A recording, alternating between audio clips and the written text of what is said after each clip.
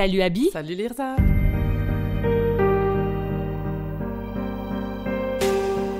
Comment vas-tu? Bien, merci, et toi? Ça va bien. Faut te dire à l'audience, tu es Rosalba en fait. Ouais, c'est vrai. Mon nom officiel, c'est Rosalba, mais mon nom du cœur, c'est Abby. Et tu as décidé maintenant d'annoncer quelque part que tu préfères être appelée Abby, ouais. De répondre à la tradition de comment j'étais baptisée par ma famille choisie. Donc dorénavant, tu es Abby. Exactement. Cool. Bienvenue chez les Poissons sans bicyclette. Merci, bienvenue à vous. Notre invitée aujourd'hui est Mona. Salut Mona. Salut Abby. Salut Lirza. C'est moi. Mona, tu es une collègue à moi. Ça fait maintenant plus qu'une année qu'on se connaît. Oui. Et tu connais Abby depuis le 14 juin 2023, pendant la grève. Oui. On s'est croisés et vous avez passé ensuite la nuit ensemble.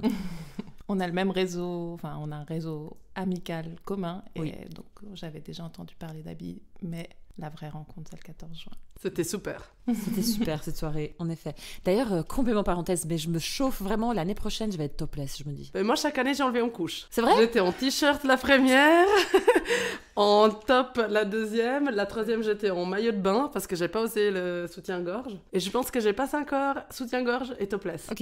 Il me reste ces deux étapes. Du coup, Mona, tu as 38 ans, tu es maman d'une fille qui s'appelle Ia. Tu te réjouis cette année de faire une rando avec des ânes sur les crêtes du Jura. Oui. Je trouve ça super. Moi, j'ai déjà été sur des ânes en Albanie, mais c'est une autre histoire.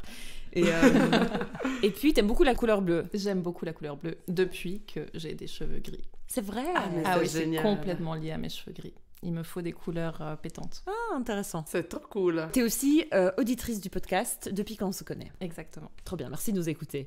Tu es ici au micro aujourd'hui pour parler d'avortement. C'est un sujet très important qu'on a à peine abordé au podcast. On l'a une fois abordé en tête-à-tête, Coraline et moi, mais on n'a pas encore invité des personnes qui ont fait un avortement. Ça s'est passé que justement, tu as écouté l'épisode en question.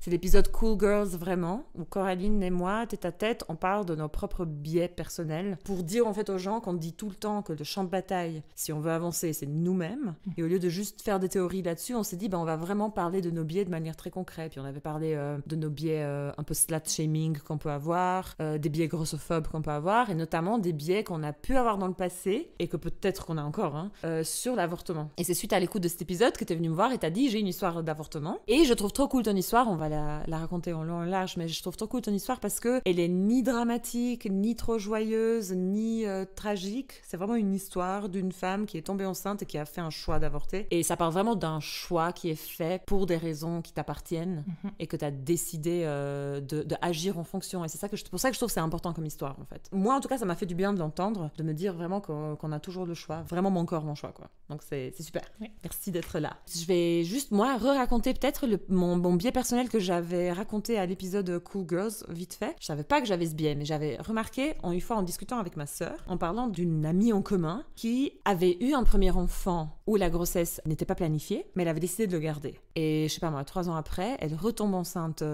c'est pas planifié de nouveau, et là elle décide d'avorter, et moi j'avais trop jugé ça en fait. Et j'étais vraiment là genre, mais c'est incroyable, c'est comme si pour moi, il y avait une bonne manière d'avorter et une mauvaise manière d'avorter. Et j'étais là, si à 25 ans, t'as décidé de garder ton gosse, t'as fait le sacrifice, tu deviens mère, parce que c'est une étape grosse quand même, tu Bien deviens sûr. mère. Quelle est ton excuse en gros d'avorter le deuxième? Et c'est ma sœur qui m'avait dit très calmement, elle m'avait dit, mais je sais pas, moi je me dis c'est son choix, non? Enfin, elle avait dit ça de manière ultra chill. Et du coup, ça m'avait fait réfléchir. Et après, je me suis rappelé que j'avais complètement oublié, c'est comme si j'avais fait un peu un blackout, que ma mère, une fois, m'avait raconté sur un membre de ma famille, mais qui est de sa génération à elle, génération de ma mère, qui avait justement avorté de son deuxième, alors qu'elle était toujours mariée, tout allait bien, machin. Mais elle avait décidé d'avorter. Et moi, je savais pas, c'est un peu un secret de famille, comme ça. Et quand ma mère m'avait dit ça, j'avais fait genre... Les gros chocs. Ouah et j'avais clairement un biais là-dessus. C'est comme si, en fait, de l'avortement, moi, je suis pour, Ouais. mais il y a des circonstances. Il faut une bonne raison. Voilà, il faut une bonne raison, exactement. Et tout ça sans des grandes thématiques religieuses ou de croyances derrière, en fait. Ouais. C'est ça qui est intéressant, quoi. C'est clair, évidemment. Donc depuis, j'ai vraiment fait du chemin, mais c'est la réaction de ma sœur, en fait, qui m'avait fait réfléchir. Et du coup, je me suis dit aussi, Abby, que ce serait trop intéressant de faire cet épisode avec toi, parce que toi, tu as une expérience là-dessus. Mhm. Tu veux dire 2 mots, peut-être, tout de suite? Oui, j'ai pas avorté, donc je suis pas passée par la pratique de l'avortement, mais on s'est posé la question et on va vous raconter aujourd'hui un peu cette histoire aussi complémentaire, disons, moins intense, mais qui a certainement marqué notre vie des couples et aussi notre relation à la contraception et au planning familial en général. Super, merci. On s'est dit qu'on allait faire ça de manière chronologique, c'est-à-dire on va parler dans une première partie ta vie un peu avant la grossesse, l'identification de la grossesse, ensuite on va parler de la procédure en elle-même, l'avortement, et puis le épilogue en gros, genre comment vous en parlez aujourd'hui, comment tu te sens aujourd'hui, ton rapport à ta fille, tout ça. Parfait. Est-ce que tu veux parler un peu du fait que tu dis que tu savais que tu voulais juste un enfant de toute façon? Je pense que c'est à partir du moment où j'étais en couple avec le père de ma fille qu'on a commencé à avoir des projections, des discussions sur la famille, que j'ai toujours imaginé qu'il y aurait un ou une enfant par rapport au schéma de vie, parce que lui, il avait déjà 2 enfants. Je pense que ça nourrit et ça construit un peu cette image de la famille. Et puis, je pense qu'il y avait un truc plus profondément ancré en moi, mais auquel j'avais jamais réfléchi, qui était que ça me va très bien d'avoir seulement un ou une enfant, parce que j'ai toujours dit à chacune des étapes de la croissance et du développement de IA que c'était génial cette nouvelle étape. Et en fait, je me réjouis tellement de chaque nouvelle étape et j'ai tellement de plaisir à chaque nouvelle étape. Je me dis, mais pourquoi je retournerai en arrière? C'était super avant. Mais là, j'ai du plaisir maintenant. Donc ça, je pense que ça s'est construit aussi petit à petit. Ouais. Et la question, est-ce qu'on l'a vraiment abordé de face à se dire, est-ce qu'on aimerait un deuxième? Je pense que oui, on a eu cette discussion et que moi, je disais, mais non, je suis bien comme ça. On est déjà 5, ouais, c'est une clair. semaine sur 2. Mhm. On remplit déjà une voiture. On n'a pas de voiture, mais dans l'idée comme ça du schéma, c'est bon, c'est déjà plein, quoi. Si on doit partir en vacances, ça devient trop compliqué. Enfin, je sais pas. Ouais, tout me semblait très bien comme ça, très équilibré, et il n'y avait pas un désir particulier de créer un autre enfant, d'éduquer un autre enfant. Peut-être que c'est lié aussi à des femmes sentent en elles profondément le désir de devenir mère. Moi, j'ai jamais senti ça. Mhm. J'ai pris la décision de devenir mère, mais c'était pas quelque chose qui m'a nourrie, qui... Ouais, et je trouve ça trop beau ce que tu dis, parce qu'il y a un côté où tu es capable d'aimer les choses pendant qu'elles se passent. Oui. Et ça, c'est beau. En tout cas, moi, si je veux répéter une expérience, c'est parce que j'ai pas réussi, pas toujours, mais j'ai pas réussi à vraiment saisir le moment quand ça se passait, et tu veux répéter parce que t'as pas eu assez. Et la répétition, c'est pas forcément une solution, de toute façon.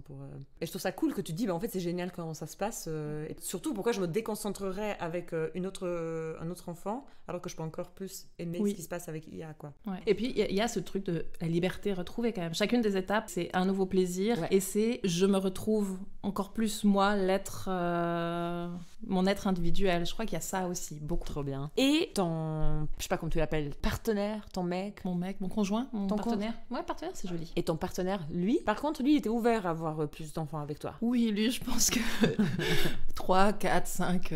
Bon, là, par contre, compter? Il faut trouver un bus, hein, parce que la voiture, tu l'oublies. Hein.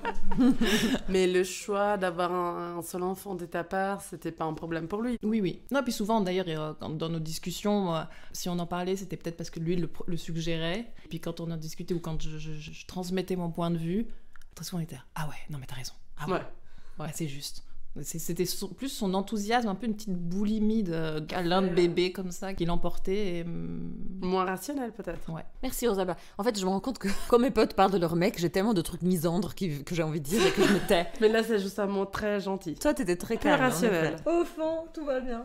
Ok, du coup, je propose qu'on fasse un tour de salon et qu'on parle de nos méthodes de contraception, puisque c'est quand même un peu au cœur du problème, du sujet, de la problématique. Complètement. Du coup, Mona, est-ce que tu veux commencer? Oui. Moi, la contraception, je m'y suis intéressée au tout début de ma vie sexuelle, qui arrivait exactement en même temps que la vie sexuelle de beaucoup de mes copines. Mm-hmm. On n'était pas très à l'aise, ou clairement pas à l'aise d'aller en parler avec nos parents, ni d'aller prendre contact directement avec un gynécologue ou une gynécologue. Donc, on a été au planning familial pendant des années ensemble, à prendre rendez-vous ensemble. C'était très joli. Et du coup, j'ai pris la pilule relativement jeune, et je l'ai prise pendant très longtemps, quasiment en permanence, jusqu'à décider d'avoir IA. Et là, j'ai arrêté la pilule. Alors, je me souviens plus très bien si j'en ai pris plusieurs différentes. Plutôt, j'avais le sentiment une bonne expérience de pilule à ce moment-là. Et puis, après IA, j'ai décidé de porter un stérilet cuivre. Et tout s'est très bien passé jusqu'à ce que, au bout de 5-6 ans, au moment du renouvellement, on se rende compte qu'il y avait une infection. Et il a fallu le retirer. Et là, nos têtes ont oublié que il y avait d'autres moyens de contraception que le stérilet. Le stérilet, Bref, on y reviendra. Et du coup, après l'avortement, j'ai repris la pilule et ça m'a pas convenu. Je me suis rendu compte qu'au niveau libido, c'était vraiment problématique. Ça me coupait beaucoup d'envie, je me sentais pas bien. Et maintenant, j'ai pu reposer un stérilet, mais aux hormones cette fois-ci. Et là, ça se passe très bien. Le stérilet cuivre, c'est sans hormones? Oui, c'est pour ça que j'avais choisi à l'origine. Ça détache l'ovule. Oui, c'est vrai, il permet pas la liaison entre l'ovule et l'utérus. Ouais, c'est quelque Oui, chose je pense comme que c'est ça. Ok, je savais pas que ça existait sans hormones. Et puis toi, Abby? Moi, j'ai pris pendant des années la pilule ou les hormones, disons. Sauf plusieurs femmes, j'ai fait la pilule, puis j'ai fait le patch. Personne connaît. Mais franchement, moi, j'avais adoré à l'époque. Moi, le patch, je me rappelle juste, on m'en a parlé en cours de bio, quoi. Oui, c'est ça. Mais je pense qu'ils en vendent 10 par année. Moi, j'étais une de ces 10. Puis j'ai recommencé à faire beaucoup de natation. Et donc, ça convenait plus parce que j'allais souvent à la piscine. J'avais peur que ça se détachait et tout. Donc, je suis passée à l'anneau vaginal, qui m'a convenu à fond. Jusqu'à quand un jour, j'ai voulu... j'étais en couple fixe, j'ai voulu arrêter les hormones. Donc, on a convenu qu'on passait au condom. Et là aussi, on a une petite histoire entre deux. On va vous en parler plus tard. Et du coup, depuis... maintenant 2 ans, je suis très contente qu'on ait passé à la vasectomie. Tu m'étonnes que t'es contente. Je suis très contente. Alors franchement, on en parlera après.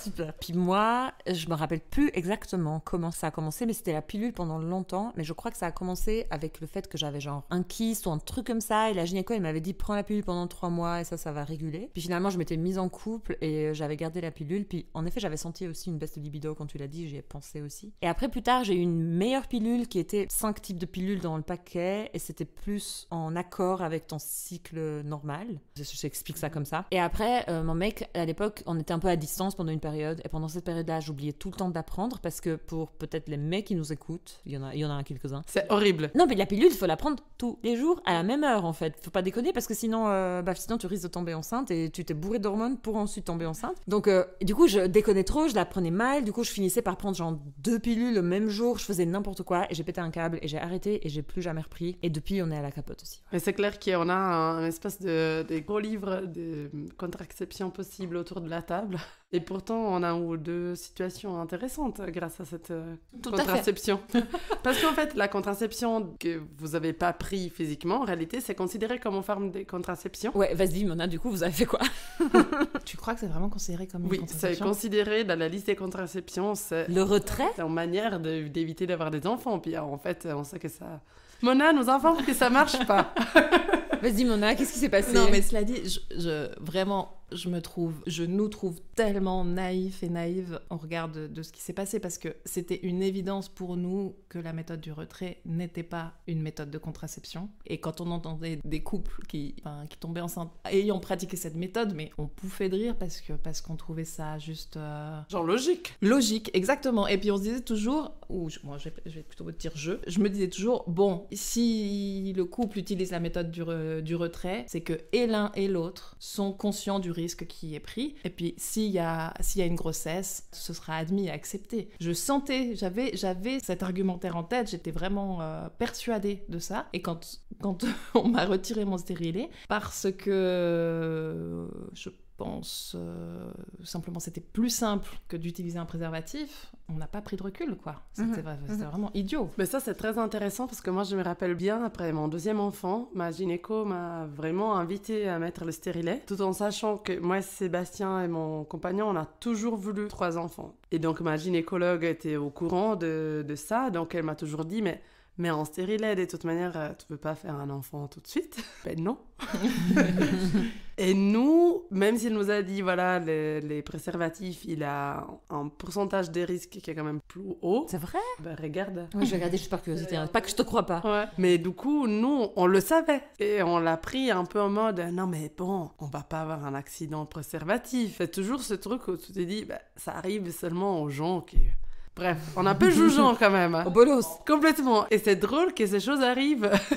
Tu te rends compte qu'en fait, tu passes tout de suite de l'autre côté, quoi. De Alors, celui qui est jugé. Le préservatif et la pilule au bas du classement. Voilà. Mais on est à 0 point % de quand différence. même. Tout est au-dessus de 99%. Oui, c'est ça. Ok. Mais on parle de 99.2, 0.4, machin. Et c'est lequel les plus hauts? Un instant, Google. Vasectomie? Je pense qu'il est pas dans la liste. C'est le patriarcat qui l'a enlevé. Ne pas coucher avec des mecs. C'est ça. Contraception la plus sûre selon Google. Aucun moyen contraceptif n'est efficace à 100%. Les stérilets font partie des méthodes les plus efficaces. Ok, Ok. donc c'est vrai que moi je me rappelle très bien de ce jour au contrôle post-accouchement de ma deuxième fille, où la gynéco m'a proposé de poser en stérilet et moi j'ai refusé en disant mais non, on a été au condom pendant 7 ans, pourquoi changer?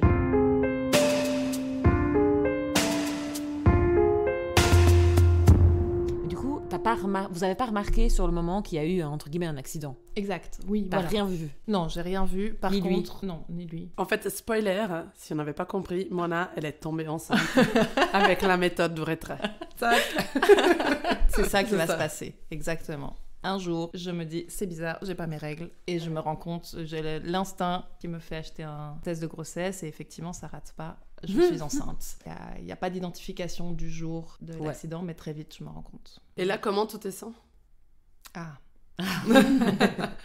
Là, je me sens très perturbée, c'est sûr. Je suis complètement chamboulée parce qu'en fait, la première chose qui me vient à la tête, c'est que je ne veux pas. Ok, ouais. C'est très fort, c'est la première réaction, c'est que je ne veux pas être enceinte. Ouais. Et quelle conne. Comment j'ai pu être naïve, comment on a pu être C'est naïf. drôle, mais c'est Ah trop non, drôle. c'est vrai. C'est vrai que moi j'entends souvent, et j'entends ce discours des gens qui tombent enceintes quand c'est le deuxième, le troisième et c'est pas prévu. Il y a ce discours, oh mais ils sont graves. Ils sont adultes quand même, mais Mais bon, oui. c'est humain quoi en fait. Ouais. Adulte ou pas. Peut-être t'as encore plus les boules à 18 ans de tomber enceinte que quand t'as 35. Moi, je pense qu'à 35, tu sais qu'est-ce que ça veut dire. Du coup, t'as plus les boules ou moins? Mais je sais pas si t'es en deuxième, moi, même en voulant la deuxième, quand j'ai eu le test positif, j'ai quand même un peu flippé. Ouais, J'ai ouais. flippé un peu plus qu'avec la première. Ok, ouais. Je sais pas si c'est ça ou... Mais en tout cas, peut-être c'est juste des souvenirs très différents, tu vois. Les émotions, après quelques années, changent aussi dans les souvenirs. Mais moi, je peux comprendre que, voilà, une fois que t'as déjà un enfant, waouh, tu connais un peu à quoi t'attendre. Déjà, la grossesse, c'est pas une période forcément agréable. Mhm. Puis il y a tout qui suit. Et tu l'as bien dit, quand t'as un enfant qui a déjà gagné autant d'étapes, qui te permet d'avoir une certaine liberté, de recommencer tout de nouveau, c'est pas évident. Ouais. Donc déjà, si c'était absolument pas votre plan, ben, je comprends tout à fait ce sentiment de panique. Ouais. Non. Et puis la culpabilité, parce que je sais que c'est une bêtise que ça Ouais, m'arrive. ok. En fait, c'est que Ça aurait pas dû arriver. ça n'aurait pas dû arriver. Donc il y a la culpabilité Ouais. et donc il y a ce sentiment de si je décide d'arrêter cette grossesse, c'est vraiment un luxe. Il y a plein de choses qui se mélangent. Ok. Même si je suis sûre de ce que je veux ou de ce que je ne veux pas, c'est mêlé de ce sentiment de culpabilité. T'as dit culpabilité, t'as l'impression que ouais, t'es privilégié de pouvoir considérer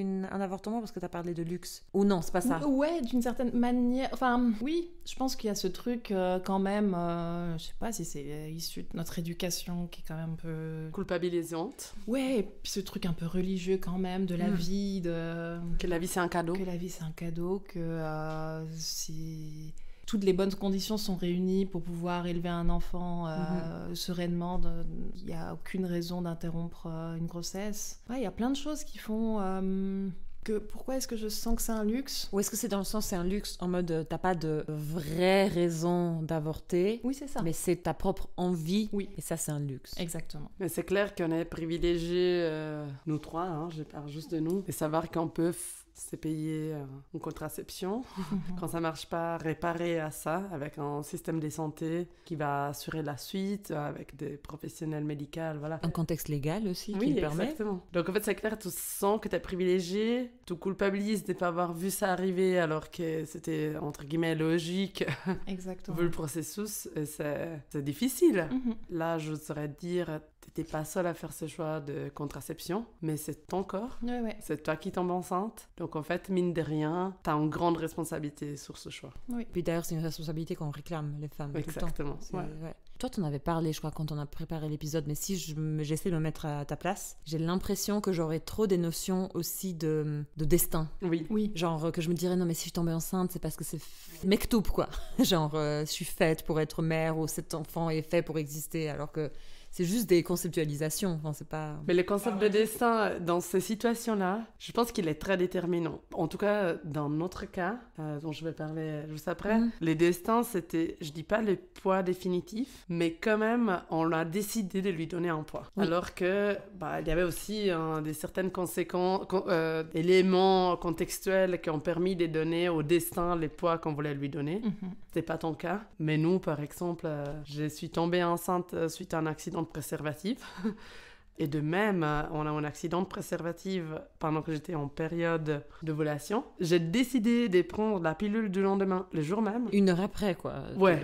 2 heures après, j'étais à la pharmacie. Et en fait, 1 mois après, j'étais enceinte. Et c'était comme, pour moi, un grand choc auquel Lirza a eu la chance d'assister. Je suis toujours pas la marraine de l'enfant, mais c'est pas grave. Mais nous avions une situation très très différente. Nous avions toujours imaginé notre famille à 5. Donc on a toujours imaginé qu'après ma deuxième fille, c'était pas terminé. Mais pour le timing, c'était vraiment très tôt. Je sortais juste du postpartum en fait. Ma fille, elle avait à peine 9 mois. C'était très très tôt. Oui. Et c'est vrai qu'en ce moment, la notion de destin, accompagnée du fait qu'on savait que de toute manière, on allait avoir un troisième enfant, ou on allait chercher un troisième enfant, et lié au fait qu'on a eu l'accident, et puis en plus, la pilule du lendemain n'a pas marché. C'est vraiment mektoub. Non, franchement, c'est incroyable. C'était écrit, quoi. Ouais.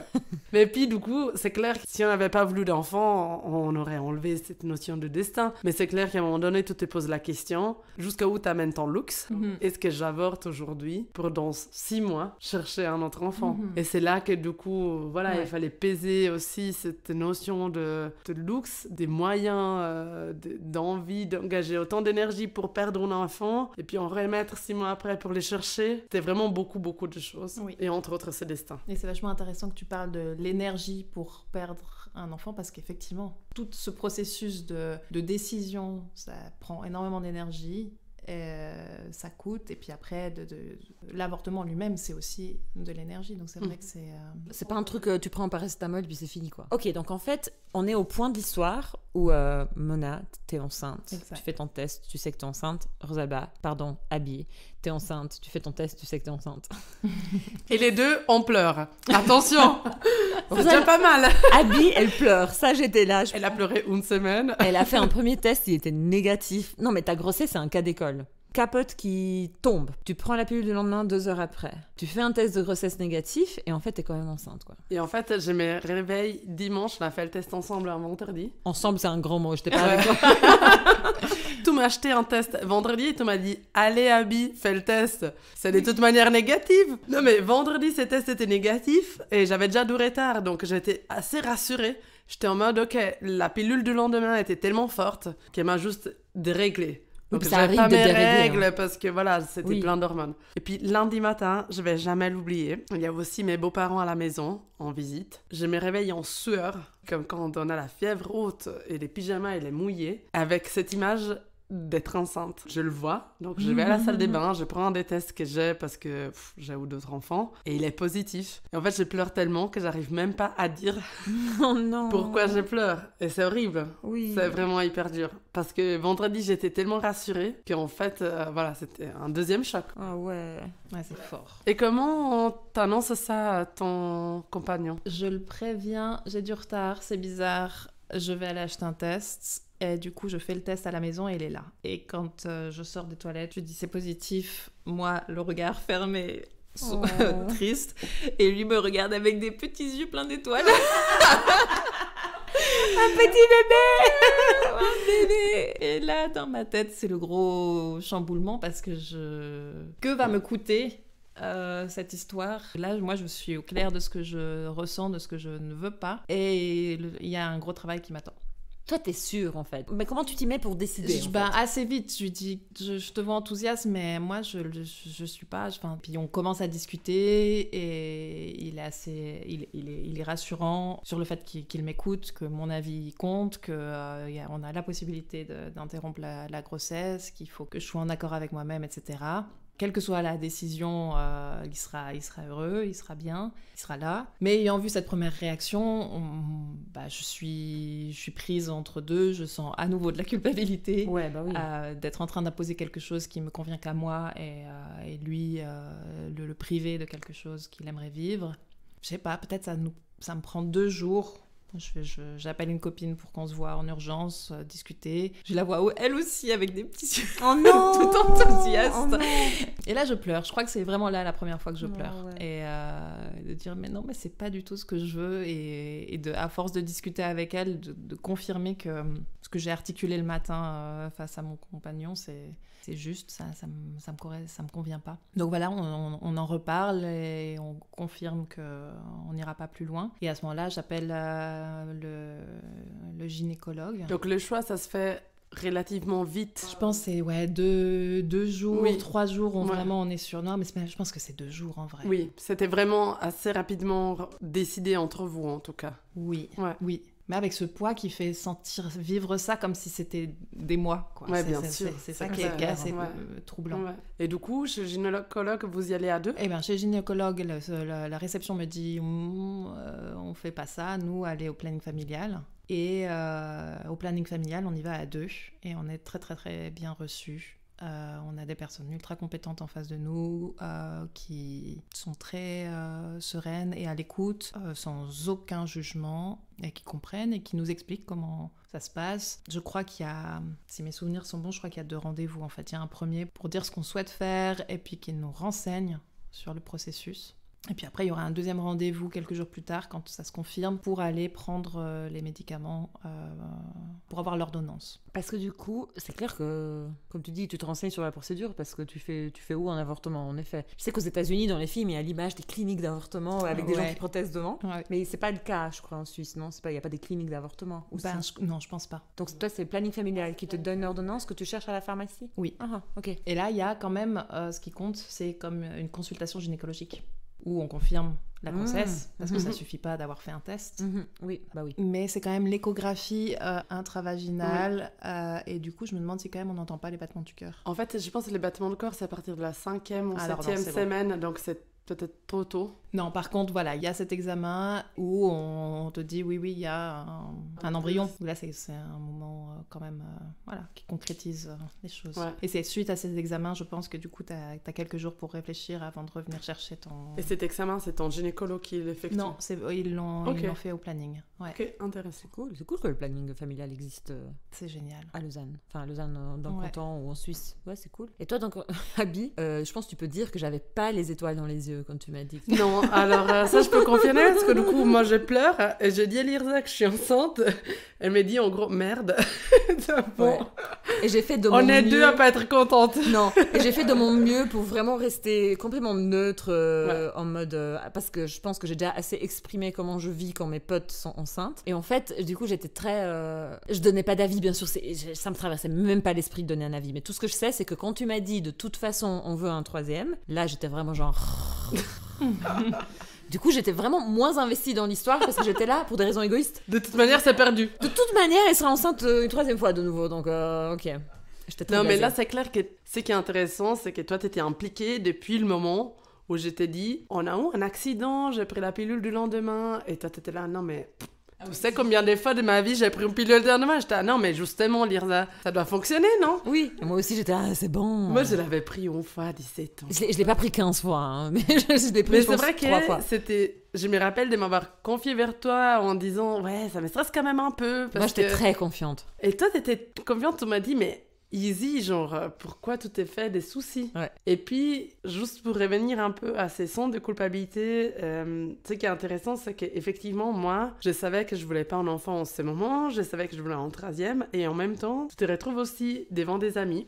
Notamment, à l'époque, j'avais une de mes meilleures amies qui venait de se quitter avec son copain. Et moi, j'avais presque mal au cœur de lui dire, écoute, je suis enceinte, mais je le veux pas, tout en sachant que peut-être, elle aurait voulu un enfant, mais en même temps, elle pouvait pas pour des questions, voilà, de c'est fin de la vie de couple. Donc tu te retrouves aussi dans des situations, peut-être t'en parles avec tes amis, tu te dis ouais je suis enceinte, je veux pas. Peut-être elle cherche depuis des années de tomber enceinte. Ça c'est aussi quelque chose qui est très délicat. Mais de l'empathie pour moi qui veut pas que mes potes aient des gosses, il y en a toujours pas. Hein. Alors là, il y en a toujours pas. Non mais c'est clair, mais avec toi, qu'est-ce que tu veux que je te dise? Rien à battre. Tout le monde en avait parlé d'ailleurs à l'époque. Je sais pas ce que je pense de ça. Ce qui me dérange en fait en général, c'est qu'il y a une espèce de, un a priori général que avoir des enfants c'est une bonne chose, être en couple avoir des enfants oui, c'est une bonne complètement. chose. Et j'entends souvent des discours, je suis mal à l'aise de parler par exemple que ça se passe trop bien avec mon mec en ce moment parce qu'elle est célibataire, machin. Et en fait c'est parce que il y a un truc ambiant bizarre où c'est réussir sa vie à avoir un mec et des gosses et ça rend des situations impossibles pour toi alors que, sauf si t'as vraiment une amie où tu sais que vraiment elle essaie de tomber enceinte et vraiment il y arrive pas, là j'avoue que c'est compliqué de lui parler d'avortement. Ouais. Alors effectivement, c'est ce qui m'est arrivé moi. Ce qui t'est arrivé, mais non. En fait, mon frère cherchait à avoir des enfants depuis 7 ans à ce moment-là. Et à ce moment-là, ils étaient en période de FIV. Ils commençaient à aller en Espagne. Ça m'est passé par la tête de me dire, mais est-ce que je garde cet enfant, je le donne à mon frère? Il y a vraiment tout ça qui se mélange. Effectivement, c'est encore plus lourd à porter. C'est très dur. Et puis, c'est perturbant. Non, mais je comprends trop. Par rapport à ce que tu disais, en fait, c'est juste ce truc où avoir des enfants, c'est vu comme une réussite, quoi. Oui, et puis en fait, c'est clair que c'est un peu comme quand tu demandes à quelqu'un comment tout va, tu t'attends toujours la réponse bien et toi.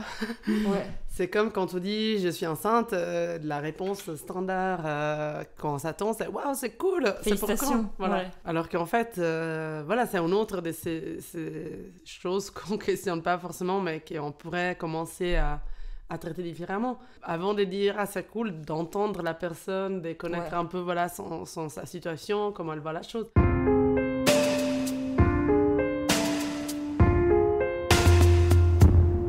Mona, donc tu as eu plein de questionnements, d'émotions, de culpabilité qui te traversent. Même je donne mon enfant à mon frère.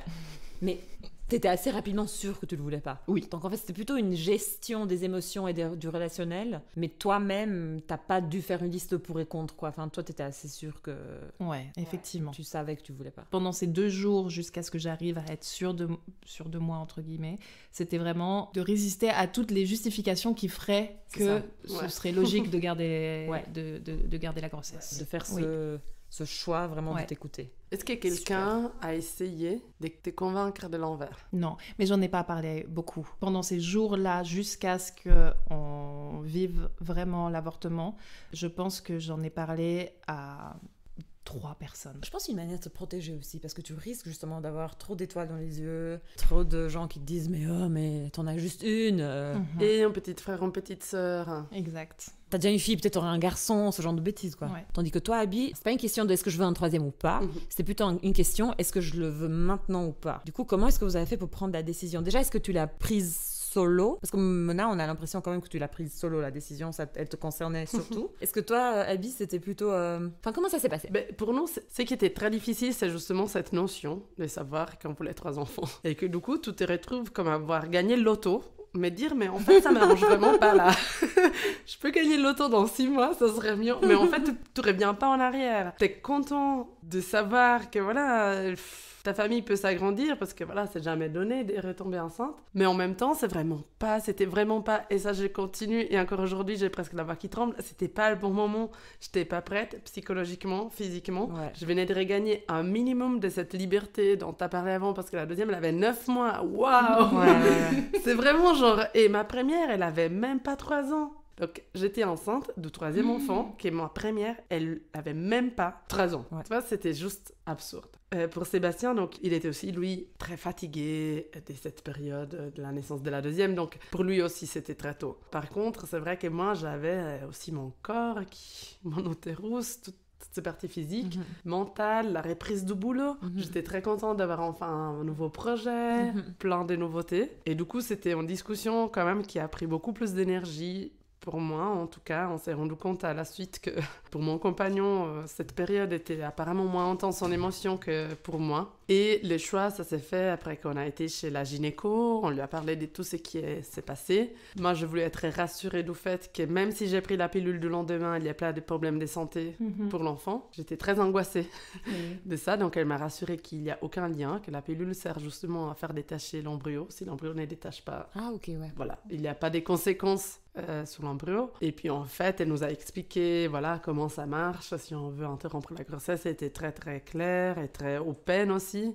Elle nous a accueillis, elle nous a bien dit que, voilà, que même la pilule du lendemain, on ne le sait pas, mais ça ne marche pas à 100%. Mais oui. Et du coup, c'était 5 jours où, pour finir, on a pris le choix, on s'asseoir sur le canapé. Et on a décidé de le garder, justement avec ce poids qu'on a vu donner au destin. Et puis, il y a aussi cette espèce de thématique d'être troisième. Moi, je suis la troisième d'une famille. Je sais que moi aussi, je suis arrivée peut-être un peu plus tôt, mais en tout cas, mes parents m'ont toujours dit « Ouais, t'as un peu complété à l'arrache, quoi !» Et Sébastien aussi, c'est le 5e. Donc, on a un peu cette espèce d'empathie pour les derniers. Et du coup, on a décidé ensemble de le garder. Et c'est vrai qu'à partir du moment où on a décidé qu'on allait continuer la grossesse, on a décidé que cet enfant était voulu au même titre que les autres. Donc, c'est vrai, j'ai eu la peine au début parce que chaque fois que je disais que j'étais enceinte, tout le monde était là « Mais à nouveau ?» Je dis « Ah ben oui !» Du coup, souvent, c'était très très dur de défendre ce choix. J'ai des fois même pas dit que j'étais enceinte pour éviter ces commentaires. Mais surtout, pour moi et Sébastien, c'était très clair. À partir du moment qu'on le garde, l'histoire qu'on va lui raconter quand il sera grand, c'est la vraie. Il est arrivé plus tôt, mais il a été désiré. Raison pour laquelle on n'a pas avorté. Et ça, pour moi, c'est un message qui est très, très important. Si dans 20 ans, il écoute cet épisode. Et David Mais vraiment, je pense que c'était un moment clé. Par contre, Sébastien, dans tout ça, il a toujours eu une attitude, c'est ton corps, c'est ton choix. Donc, il a toujours été dans cette manière de faire, de son point de vue très compréhensif. Mais en même temps, cette phrase, c'est ton corps, c'est ton choix... C'est pas facile. Ça te responsabilise trop, non? Ouais. Oui, parce que c'est vrai, c'est mon corps, c'est mon choix, c'est moi qui dois passer la grossesse, l'accouchement, le tout. Mais en même temps, de savoir que c'est mon corps, c'est mon choix, et que le choix n'était pas vraiment 50-50, c'était un peu difficile à gérer. Mais je pense que ça, c'est trop dur, je trouve, à gérer ça. Parce que, enfin, encore une fois, je peux juste imaginer me mettre à ta place. Si mon mec me dit un truc genre, non, mais il le dirait pas, mais non, mais j'ai mon mot à dire aussi, ça m'agacerait trop. Oui. Je trouverais ça insupportable. Mais je comprends aussi qu'à l'inverse, on te dit, mais c'est encore ton choix, c'est toi qui choisis. En fait, t'es là, mais non, mais je veux pas porter toute ta responsabilité, quoi. Enfin, c'est vraiment compliqué. Parce que c'est vrai que lui, il a été sous choc comme moi depuis le début. Et du coup, c'est vrai qu'à un moment, quand il m'a dit, franchement, tu fais ce que tu veux, j'aurais été autant énervée que s'il m'avait dit, non, mais bon, on le garde, je veux dire. Ouais, c'est clair.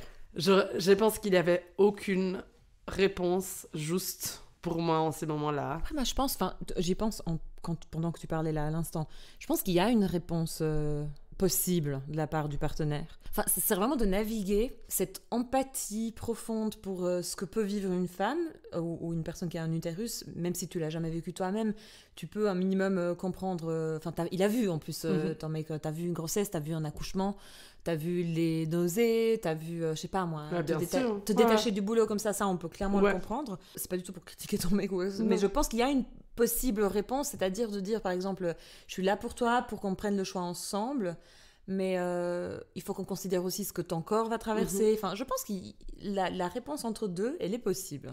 Et je le dis ça pour dire, parce que j'ai trouvé ça fataliste de ma part, de dire tu navigues entre deux options qui sont les deux merdiques, mais en fait je pense qu'il y a une option entre deux qu'on peut... J'ai l'impression que c'est la forme dans ce que tu proposes, mais le fond restera le même.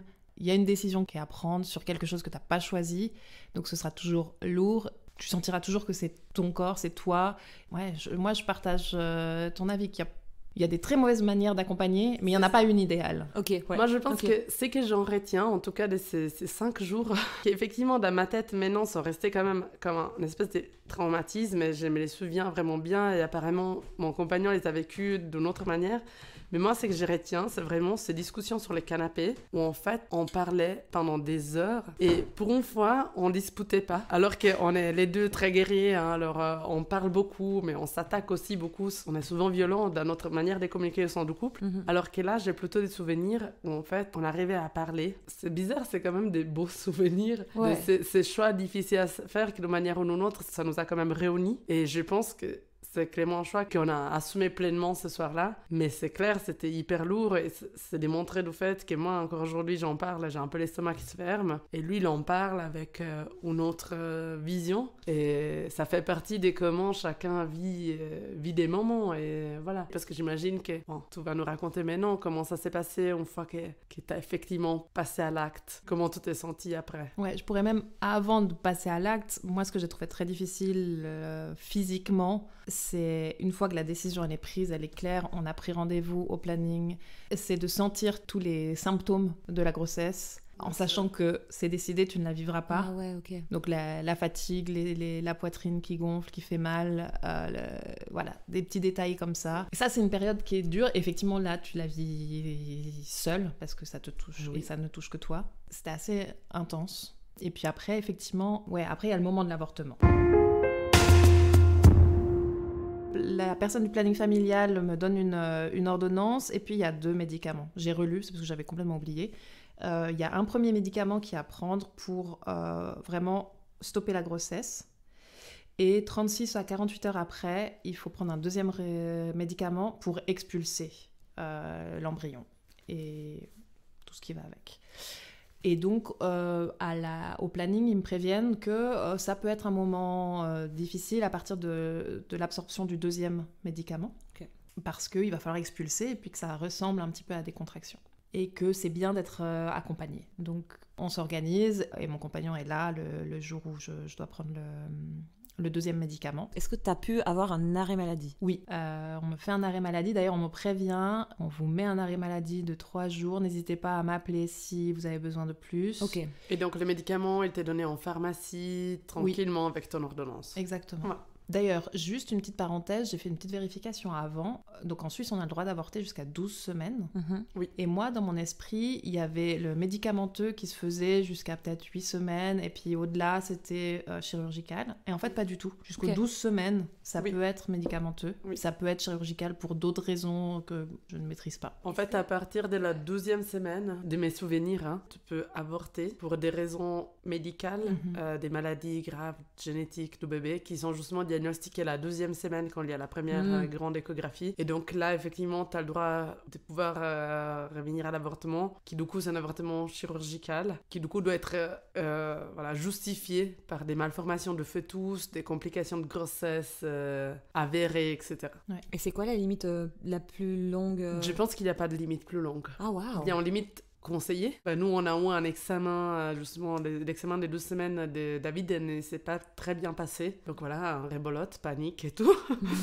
Puis en fait, heureusement, le problème, ça s'est réabsorbé en faisant d'autres contrôles, et puis c'est une autre histoire. Ouais. Voilà. Mais on s'était vraiment aussi informé par rapport à ça, mais il n'y a pas forcément de limite, parce que tu peux avoir des problèmes pendant la grossesse qui amènent à un problème grave au fœtus, même très tard. Puis c'est des cas par cas très...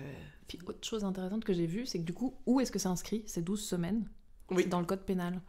Parce qu'on parle après de meurtre, en fait. Non. Ça, c'est très intéressant. Mais non, pénal. Donc en fait, la loi suisse détermine que l'embryo devient un enfant. C'est ça. Un être vivant. Dès 3 mois. Donc en fait, quand tu reçois la pilule, après ça se passe comment? Tu t'attendais? Est-ce que tu connaissais déjà quelqu'un, par exemple, qui avait avorté? Tu avais déjà eu des récits?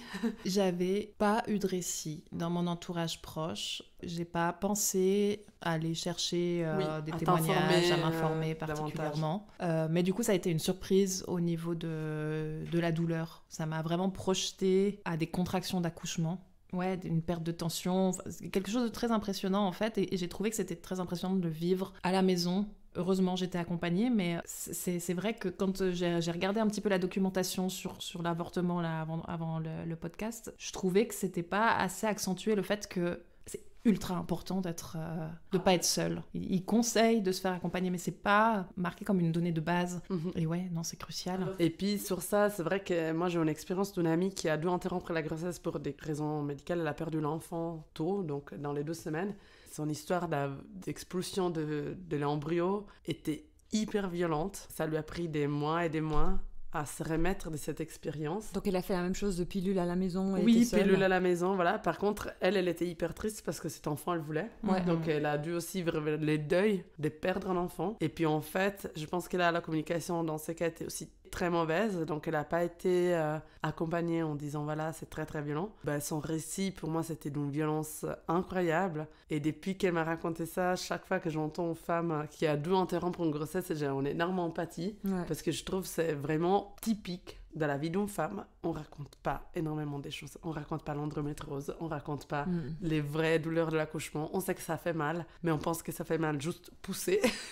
Ça fait mal pendant des semaines, avant, après. On raconte pas les douleurs des avortements. Franchement, c'est quelque chose qui m'a énormément marqué quand elle me l'a raconté, parce que c'est la première personne de mon entourage. Et là, quand j'ai entendu ça de ta part aussi, ça m'a vraiment touchée, en fait. Ouais. Puis c'est assez drôle, parce que moi, j'ai le souvenir d'une ancienne collègue, quand j'étais étudiante, je bossais dans un bar. Même situation que toi, c'est-à-dire elle avait déjà une fille, puis elle avait avorté. Et en fait, elle est venue me dire, elle a dit oui, j'ai dû avorter, tout ça. Elle m'a raconté beaucoup en souriant, puis elle m'a dit en fait, c'est beaucoup de sang. C'est tout ce qu'elle m'avait dit. Je suis plus trop en contact avec cette personne, mais je me demande s'il n'y a pas même une partie un peu presque auto-aliénante où parce qu'on t'a dit fais ça chez toi, c'est comme si t'as pas le droit de dire que t'as eu mal. C'est comme... Parce que vraiment, elle m'en a pas parlé à l'époque, alors qu'on était proches. Elle m'a juste dit c'est beaucoup de sang, c'est chiant, mais c'est bon, je suis bien là. C'est un peu comme l'accouchement, enfin ce concept qu'on s'inculque entre femmes depuis des milliers d'années, de pas trop en dire pour pas effrayer. L'avortement, il y a peut-être un peu ça aussi. Il faut que ça reste un droit, faut pas faire peur. Et ça doit rester quelque chose qui est accessible et qui... Puis est-ce qu'il y a aussi cet héritage de culpabilité, c'est-à-dire que de toute façon, en fait, j'avais qu'à pas tomber enceinte et j'ai de la chance de pouvoir avorter, donc je me la boucle. Je me demande, je sais pas. Mais c'est vrai que quand on parle d'avortement, c'est pas forcément sur la douleur physique de l'avortement qu'on met l'accent, c'est plutôt sur la douleur mentale, donc sur les périodes différentes des fatigues et d'angoisse où on passe au moment de prendre la décision, mais on met peu l'accent sur ça. Donc je suis contente de savoir qu'ils ont en tout cas informé en amont, mais c'est intéressant de savoir que de toute manière, même si pour toi les choix étaient clairs, que avoir des douleurs aurait pas changé ton avis, c'était pas assez en fait. Puis j'ai une autre expérience d'une amie qui a avorté aussi il y a pas très longtemps, et qui elle avait tellement les symptômes de la grossesse qu'elle était nauséeuse pendant des jours, et le premier médicament, elle l'a vomi. Et du coup tout s'est mal enclenché. Et c'est vraiment quelque chose que tu traînes pendant, je pense que elle c'était du coup une dizaine de jours, voire 2 semaines, dans l'incertitude, dans les douleurs, dans le mal-être qui se poursuivait, et dans ce truc qui ne se termine pas, quoi. Donc tout n'est pas une expérience si simple. Et c'est clair que c'est pas quelque chose que tu fais et après le lendemain tu vas au travail avec les souris. En fait, oui, tout le monde fait ça. C'est tellement chargé comme sujet, je sais pas comment tu vas au boulot et tu assumes que tu vas mal en fait. Mais je trouve ça intéressant ce que tu dis, qu'en fait on parle pas assez de l'expérience douloureuse et on parle beaucoup de l'expérience spirituelle même en fait. Et c'est vrai que souvent on décrit, dans les films ou dans les romans, on décrit l'expérience comme, je sais pas, un dilemme moral, philosophique, c'est le pire moment de ma vie, alors que toi, c'est pas du tout le choix qui a été difficile, mais c'est plutôt la procédure qui a été difficile. Mais le choix, c'était pas le bouleversement philosophique moral, quoi. Exact, Du coup, t'as eu très mal, il y a beaucoup de saignements aussi, c'est ça? Oui. Du coup, on t'a prévenu de pas être seule, donc ça, c'est clairement un bon conseil, non? Oui, il faut être accompagné. Comment tu vis, toi, le fait qu'on te laisse faire ça à la maison et qu'il n'y a pas une prise en charge quelconque, je dis pas un lit à l'hôpital, mais je sais pas, moi. Ouais, mais il y a cette inquiétude parce qu'on a, on perd du sang, on a très mal, moi j'ai perdu vraiment la chute de tension, je me retrouve allongée par terre dans les toilettes.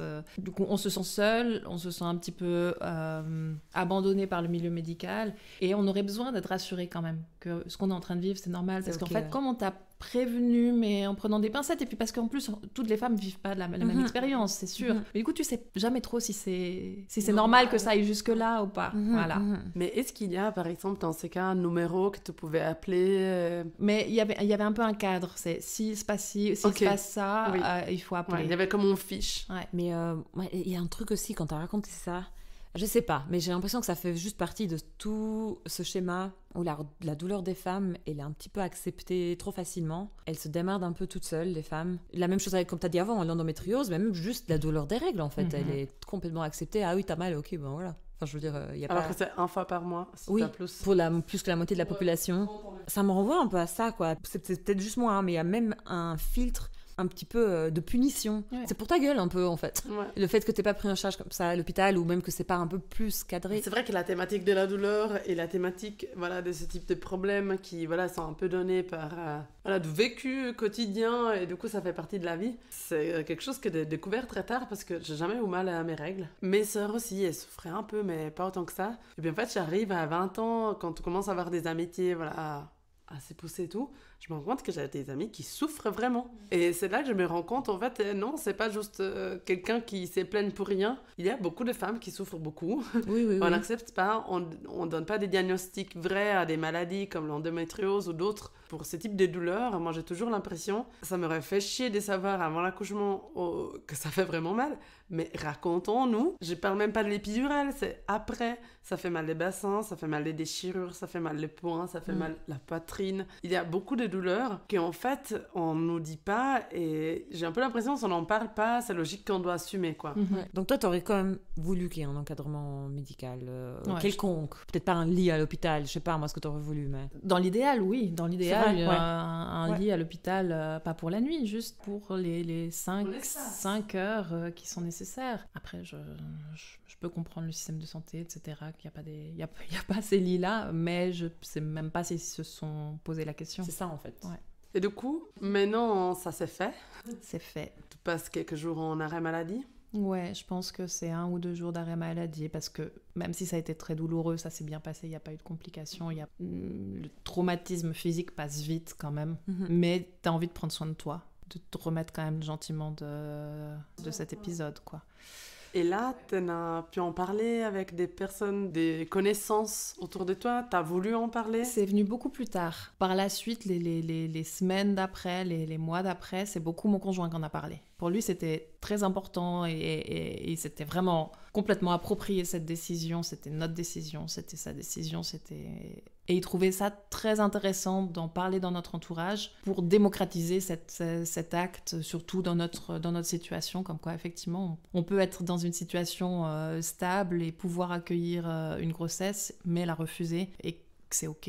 Et donc lui en a beaucoup parlé, puis moi j'étais plutôt dans l'écoute, je pense, où lui ça lui a permis d'accepter, ou je sais pas, on a aussi des caractères très différents. Du coup, des fois, ils en parlaient quand t'étais là. Oui. Et les gens réagissaient comment ? T'as des réactions qui te restent en tête ou... J'ai pas de réaction qui me reste en tête, donc je pense que c'était toujours très bienveillant et dans l'écoute en fait. Après, avec la copine qui a avorté récemment, elle me disait mais c'est fou, je me rends compte qu'à ce moment-là je t'ai posé aucune question et qu'on devrait en fait en parler justement de cette douleur, de ce que ça veut dire. Mais c'est aussi moi qui n'avais pas le besoin d'en parler, donc peut-être que j'attirais pas les questions. Voilà. Est-ce qu'elle t'en a dit plus, ta copine, genre pourquoi elle t'a pas posé de questions ? Non, mais en fait, c'est ce qu'elle analysait, c'était de dire mais c'est fou parce que c'est quand même quelque chose qui est un épisode de vie très important. J'ai su que tu le vivais et j'ai pas cherché à mieux saisir ce que tu avais vécu.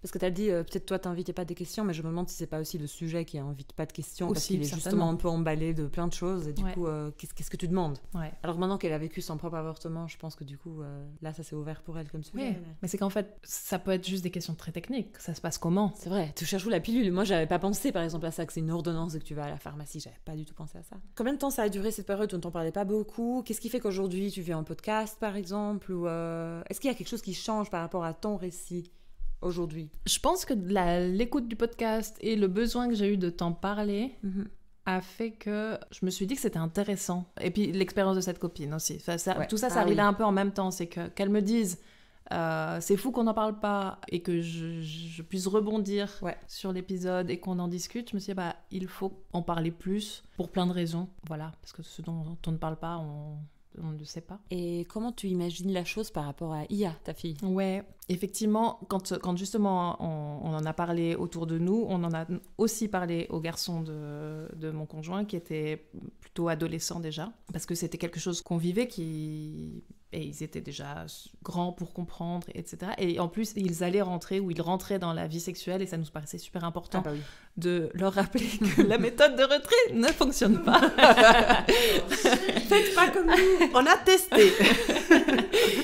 Donc c'était assez évident d'en parler avec eux. Et Iya était petite, elle avait 7 ans. C'est quand même mon âge où elle est petite, mais elle peut sentir qu'il y a quelque chose qui Complètement. se passe. Ouais. Je sais plus très bien ce qu'on a dit par rapport au fait que j'étais à la maison, etc., que je vivais un moment compliqué physiquement, etc., que j'avais une intervention, mais on n'a pas mis les mots avortement.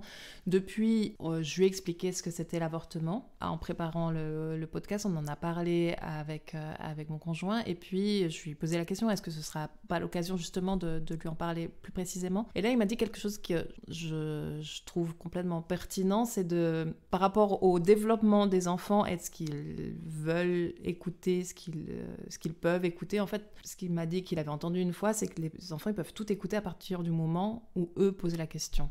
Et que tant qu'ils posent pas la question, c'est que ça les intéresse pas, ou c'est que c'est pas le moment. Intéressant. Ouais. C'est presque vrai pour les adultes aussi. Ouais. Donc ça viendra un jour, j'en suis sûre, mais pas encore maintenant, sachant qu'encore maintenant, elle me demande à avoir un petit frère, une petite sœur. Nul. Très dur. Très régulièrement, je dois lui réexpliquer toutes mes raisons qui sont assez floues de pourquoi je ne veux pas. Ouais, je trouve ça c'est une cool réflexion, ouais. Si t'as pas posé la question... Et je trouve que c'est aussi très respectueux. Oui. Puis il y a aussi, t'avais dit un truc. T'avais dit que c'était comme naturel pour toi, fluide pour toi de pas en parler, parce qu'il y a un truc dans ta famille de garder les secrets. Est-ce que ça vaut la peine d'en parler? Ouais, parce qu'en plus j'ai eu une conversation tellement intéressante cet après-midi. Mais non, vas-y. Parce que du coup, comme je venais enregistrer et que ma mère est à la maison en ce moment et que je n'en ai jamais parlé à ma mère, je voulais lui en parler. Mais quel effort pour moi d'amener le sujet sur la table. Mais j'ai réussi à lui en parler, lui dire je vais enregistrer ce soir, on va parler d'avortement. Et on était en plus en train de parler de tous les non-dits de la famille, de tous les secrets, etc. Ah ouais. Ok. Et du coup, j'ai dit dans les non-dits, moi j'ai une histoire, et d'ailleurs c'est ce soir que je vais en parler, donc je voulais te prévenir. Et donc je lui raconte, et je la vois bouleversée. Et puis du coup, on en discute un petit peu, je lui explique, puis je dis, mais quand je te vois maintenant, je me demande si j'ai bien fait de t'en parler, parce que, ouais. Et elle me fait, ouais, c'est une bonne question, je crois que j'aurais préféré ne pas savoir. Ah, Waouh. Pardon. Ah, ça, c'est dur quand même. Ouais, et là, ça m'a, moi, complètement chamboulée. Ouais. Et j'ai réfléchi, je dis, mais pourquoi? Oui. Pourquoi est-ce que tu aurais préféré ne pas savoir? Pourquoi est-ce que tu transformes quelque chose que j'ai vécu, que je te raconte, dans quelque chose qui te concerne toi? Oui. Et il y a deux choses très intéressantes. C'est que, à force de discuter, j'ai compris que pour elle, son schéma, et le schéma de beaucoup de familles, c'est 2 enfants. Ouais, bien Ah ouais, sûr. ok. Mais pourquoi s'arrêter à un enfant? C'est qu'il y a un problème. Et elle m'a raconté, les gens me demandent, et Mona, elle aura un deuxième enfant? Et qu'elle est très gênée de répondre, et qu'elle évite le sujet. Et c'est complètement fou, ce truc de normaliser la famille. Ça m'a vraiment étonnée. Et à force de discuter comme ça, la deuxième chose intéressante, c'est qu'elle me dit, tout à l'heure, je t'ai dit que j'aurais préféré ne pas savoir, et finalement, je suis contente de le savoir, parce que ça me permet d'être sûre que tu ne regrettes pas ce schéma familial. Tu l'as choisi complètement. Ouais. C'est beau quand même. Donc finalement, ça a terminé joliment. Mais ce truc du non-dit, c'est complètement fou. Donc ça veut dire que finalement, elle est contente de savoir que tu es heureuse dans le schéma dans lequel tu vis. Oui. Et ça, c'est cool. Mais je pense que du coup, ça fait 8 ans qu'elle n'est pas sûre de mon schéma, parce qu'il fallait peut-être attendre les 2 ans d'IA. Ouais. Mais ça fait 8 ans que... C'est incroyable. Elle est sûre d'elle. Puis elle m'a dit aussi, si tu m'en avais parlé, j'aurais pas eu la réaction que tu souhaitais, donc c'est bien que tu m'en aies pas parlé sur le moment. Ah ben C'est voilà. cool ça, c'est sage de sa part. De reconnaître ça, quoi. Ouais. Ouais. Mona, si t'imagines qu'il y a des gens dans l'audience qui envisagent d'avorter, ce serait quoi tes conseils ou tes alarmes? Bon, je pense que le premier conseil, ce serait évidemment de s'écouter soi et de pas essayer d'être rationnel peut-être, ou je sais pas. En tout cas, ça, dans ma position, de pas avoir cherché à être rationnel et puis d'avoir juste écouté ce que me disait mon cœur. Là, pour le coup, c'était vraiment ça. Ça, je peux que le conseiller parce que j'imagine ça va dans les 2 sens, en réalité. Quand on a une décision à prendre, si on veut garder la grossesse, le cœur parlera aussi. Ouais. Et puis l'idéal, c'est évidemment si on est accompagné pour ce choix, d'être bien accompagné, mais ça, c'est rarement un schéma évident. Dans les jours de réflexion, réussir à trouver 2-3 personnes clés importantes, évidemment si le conjoint en fait partie, c'est super. Et puis le jour de l'avortement, d'être accompagné du début à la fin. Et au planning familial, t'as eu aussi une séance de soutien psychologique ou d'aide à la décision. Oui. Et l'accès au planning familial, ça se passe comment? Tout le monde a accès? Oui, je pense que c'est gratuit. Je pense qu'au niveau du planning familial, j'ai rien payé. D'ailleurs, j'ai vérifié, l'avortement est remboursé. Oui, c'est juste, les Suisses ont voté il y a quelques années, ouais. Il y a une dizaine c'est d'années. il y a quelques années, voilà. Ouais. Il faut atteindre la franchise. Donc, quand on a une Oui. franchise à 2500, on n'est pas remboursé. Mais voilà, moi, je pensais pas, d'ailleurs. Puisque la pilule n'est pas remboursée, je n'imaginais pas que l'avortement pourrait l'être. Et concernant le planning, aussi quand même, ce que j'avais trouvé très important et qu'ils ont fait et que j'ai trouvé après coup très important, c'était que comme on a été à 2 au rendez-vous, à un moment donné, ils ont demandé à mon conjoint de sortir de la salle pour s'entretenir uniquement avec moi et pour s'assurer que c'était mon choix et pas un choix imposé. Ouais, c'est vraiment le top, le planning familial. Ouais, ça c'est cool. Trop bien. Trop bien, ouais. Et toi, Rosabar, t'as un mot de la fin? Non, moi je pense toujours à toutes ces femmes qui sont passées par là, à toutes nos copines qu'on sait qui sont passées par là ou qu'on ne sait pas qu'elles sont passées par là parce qu'elles n'ont pas osé raconter.